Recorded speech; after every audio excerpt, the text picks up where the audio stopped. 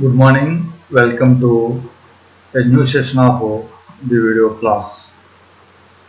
In this session, we will discuss about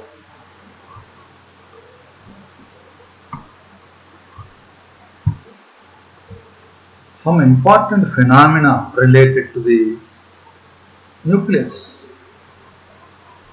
In which the first one is electron capture. Very interesting phenomena, very beautiful phenomena that will take place in case of certain atoms. And this is a nuclear phenomena. Electron capture. Electron capture means the electrons that are very close to the nucleus, orbiting electrons that are very close to the nucleus are captured, are plucked into the nucleus, and it is the meaning of such a beautiful phenomena. In this phenomena, electron capture is a nuclear phenomena in which a proton-rich nucleus, not such, a proton-rich nucleus of a neutral atom absorbs an inner atomic electrons. What it means, this particular phenomena, electron capture, generally takes place in case of proton-rich nucleus. If an atom possesses a nucleus with rich of protons, in that case, such nucleus can able to remove or attract or capture an orbiting electron close to the surface of the nucleus. What are the shells that are close to the surface of the nucleus? Very closest is K shell and then also L shell.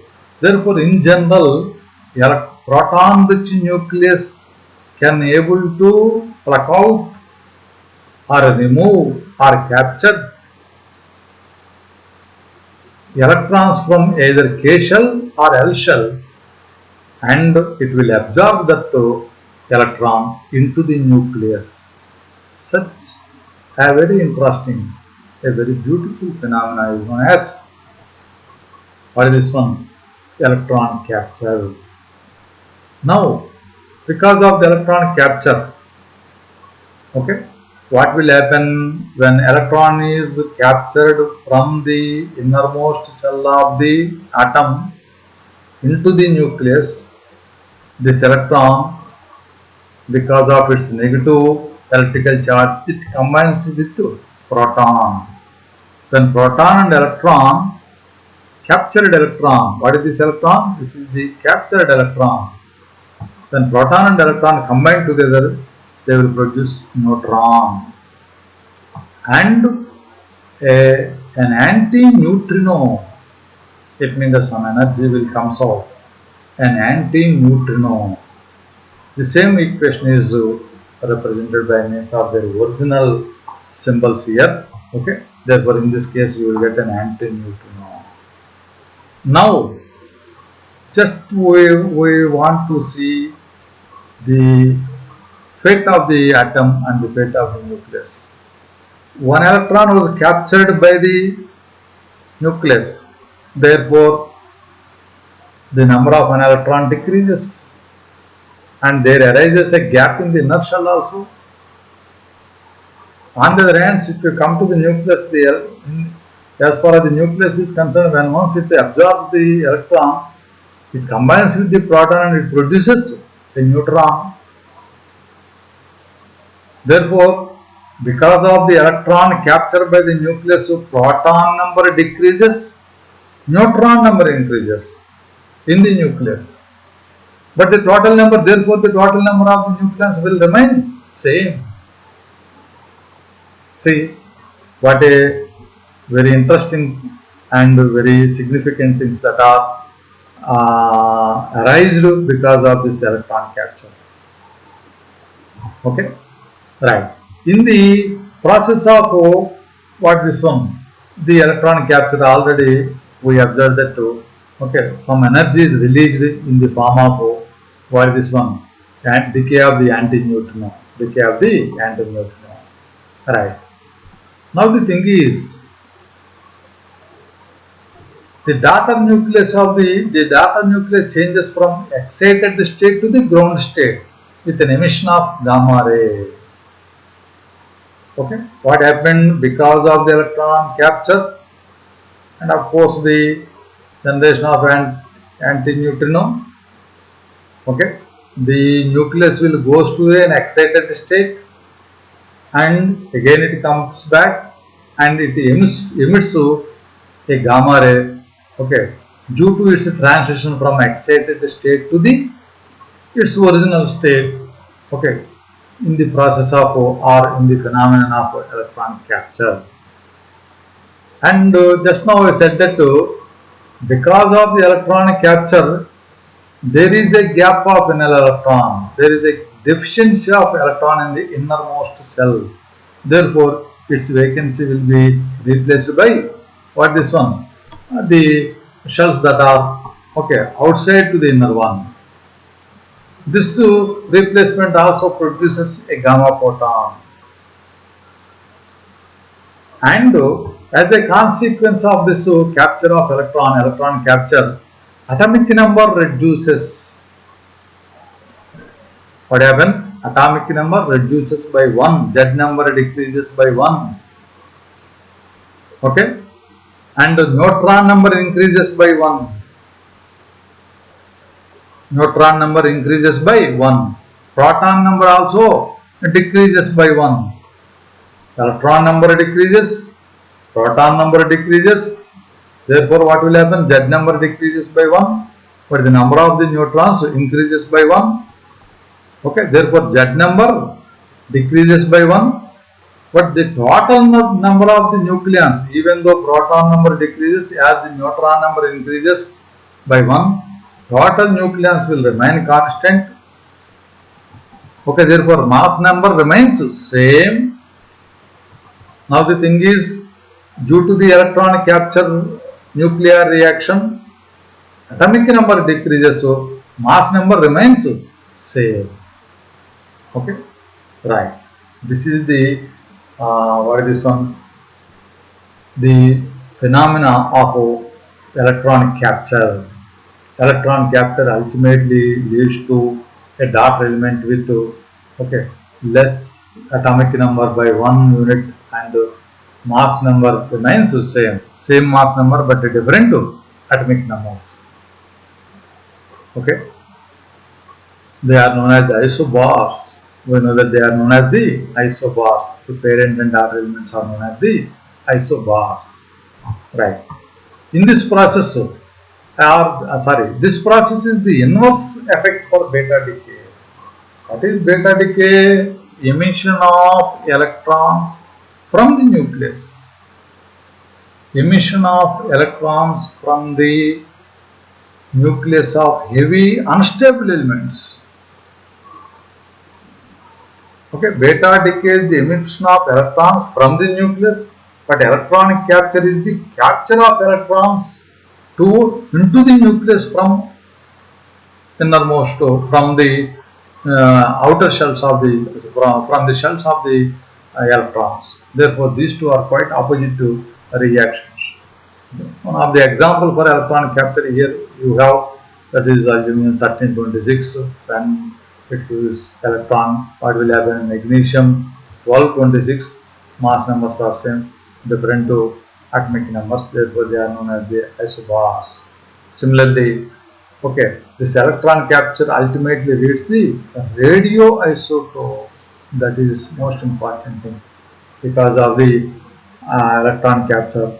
Okay, radioisotopes are generated. Okay, radioisotopes are generated, and these radioisotopes have some lifetimes. Okay, all these things are the consequences of this great and very interesting, very beautiful phenomena, the electronic capture. Okay, right. Then we will go for another topic, that is state and explain the Geiger-Mertol law. We know very clearly this is related to the alpha decay, radioactivity, natural radioactivity, or natural decay of alpha rays from natural resources of the radioactive elements. Right. This is Geiger-Mertol law is the relation between a range of alpha particle and its half-life of the source, half-life of the source from which it is emitted, and the range of alpha particle, or it is the relation between range and disintegration constant or decay constant. Right. Let us consider the alpha decay radioactivity. When a radioactive element, natural radioactive element, we know that it decays alpha, beta, gamma rays continuously in a particular order, depends upon the nature of the element or the source. Right. By birth, when alpha comes out, it has certain energy, decay energy. Immediately it comes out, it passes through the surrounding media. While it is passing through the medium, it continuously ionizes the atoms. It means that when alpha ray, after its decay, while it is passing through a medium, some gaseous medium or medium, it continuously ionizes the atoms. While it is ionizing the atoms and passing, it loses its energy step by step. And after traveling certain distance, its energy, the energy that is remained at that place, is not sufficient for the further ionization.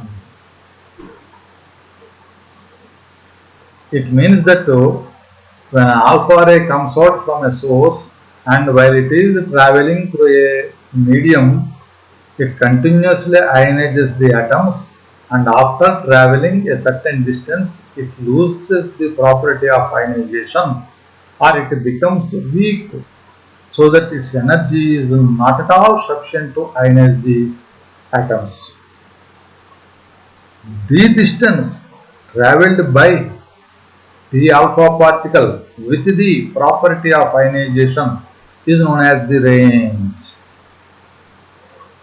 Range of alpha particle is the maximum distance traveled by an alpha particle from the source to a distance up to which it has the property of ionization. And after that moment, it becomes further weak, and of course it combines with the medium atoms. Okay, this is the range. Very clearly, the range depends upon the decay energy, the source material, the properties of the source material. Properties of the source material means its half-life and etc. Disintegration constant. Many experiments were conducted to know what is the relation between range and half-life, and of course range and disintegration constant. Disintegration constant and half-life are inverse quantities. T of is equal to 0.693 by lambda, where lambda is the disintegration constant. Okay, right. From the experimental results, it was observed that the range of alpha particle is more in case of sources of less half-life. For the experimental results shows that the range of alpha particle is more in case of the sources whose lifetime is less. Further clearly, okay, if you take a source of a radioactive element, if the half-life of the source of that radioactive element is less, in that case the alpha particle that was emitted from that source can have more range. It means that range of alpha particle and half-life of the source are inversely proportional to each other. Okay, therefore range and disintegration are directly proportional to each other. Okay, disintegration constant and range are directly proportional to each other. These two things are established from the experimental results, and a suitable relation between these two was given by Geiger and Nuttall, which is known as the Geiger-Nuttall law, and it states that log lambda is equal to A plus B log R. Lambda is the disintegration constant and R is the range, and log of lambda is equal to A plus B log R. Okay, it means that the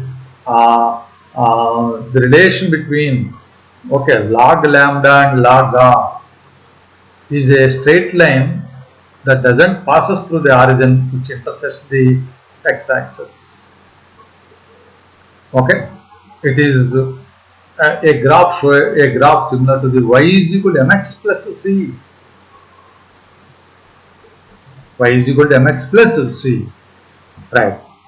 The graph, a large number of graphs, of course, graphs are drawn between log lambda and log r in case of so many samples, and it was concluded that, for example, if you observe this one, log lambda and log, okay, r, the graphs are as shown in the diagram. They are straight lines, they never passes through the origin, they have some intercept on the x-axis. That intercept will be given by the constant a, and b is the constant b is the slope of the graph, the constant b is the slope of the graph.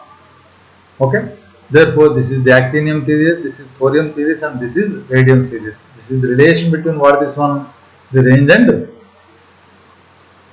half-life, or the range of alpha particle and disintegration constant of the source.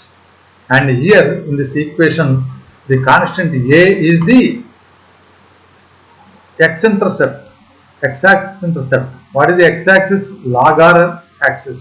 What is the slope of the straight line? Slope of the straight line. Right. Okay. This is what is known as the Geiger-Nuttall law. Okay.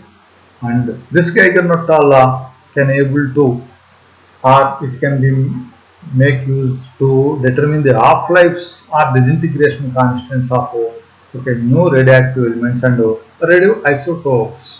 Okay, by means of the graph between log lambda and log r. Okay, this is the Geiger-Nuttall law. Next, we will go for the neutrino hypothesis. Very interesting phenomena, very interesting hypothesis, very interesting discovery, and very important thing as far as the beta decay is concerned. Neutrino hypothesis was proposed to explain the beta decay. Okay, that's why the concept of beta decay was proposed by Pauli in the year 1930 to explain the beta decay. This was proposed by Pauli in the year 1930 to explain the beta decay.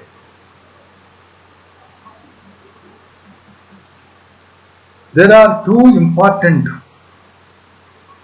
questions that remain for some time as far as the beta ray spectrum is concerned or beta decay is concerned.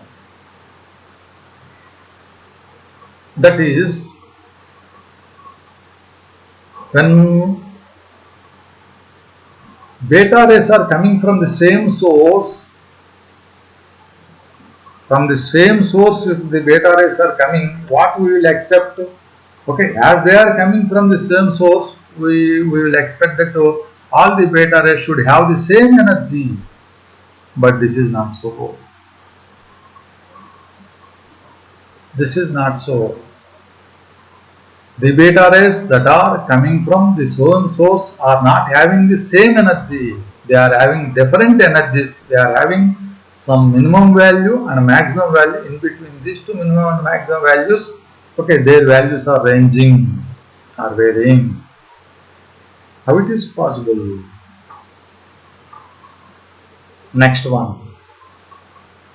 Okay, this one. Next one. Beta ray means electron. It has certain spin angular momentum of h by 2 pi. When it comes out from the nucleus, the angular momentum of the nucleus must change. But this is also not taking place. Okay, the angular momentum of the nucleus is not changing, it is remaining constant even though the beta decay is taking place. These two are two important to major tasks or problems or questions that remain before the scientist group for some time. In order to explain these two defects or these two observations in beta decay, Pauli proposed neutrino in the year 1930. He said that every beta decay is accompanied by a neutrino. It means that wherever there is a beta decay, it is not a single beta decay, it is accompanied by a friend who is known as neutrino. Beta decay is always accompanied by another particle, neutrino. Right. Neutrino is a chargeless and massless particle. Mass is negligibly small. It is chargeless. It is a neutral particle. It possesses energy and transmits energy.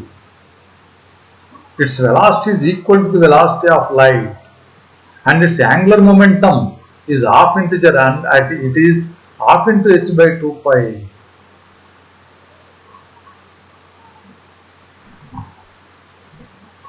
Okay, and this neutron, how this neutron is generated? Neutrino is generated. Neutrino is generated due to the conversion of neutron into proton in the radioactive nucleus. Okay, in every radioactive nucleus, when neutron converts into proton, okay, N01 converts into proton, you will get this electron. This electron is known as beta ray, and along this electron you will get some energy component which is known as the energy carrying agent, which is known as the neutrino, which is a chargeless, massless, okay, particle. Here, of course, the mass and charge both are conserved here. Okay, right.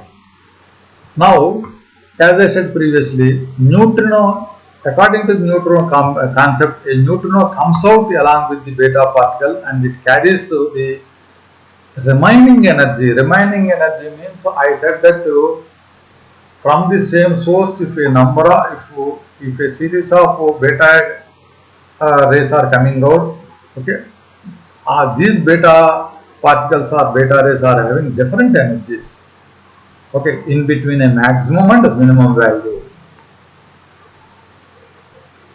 It means that, okay, take a beta ray with maximum energy 40 million electron volts. With that beta ray, you will get a neutrino carrying zero energy. It comes out but carrying zero energy. Suppose if you take a beta ray of 30 million electron volts from the same source, okay, the rest energy, what is the maximum energy, beta energy that comes out from the same source 40. I said that it is 40.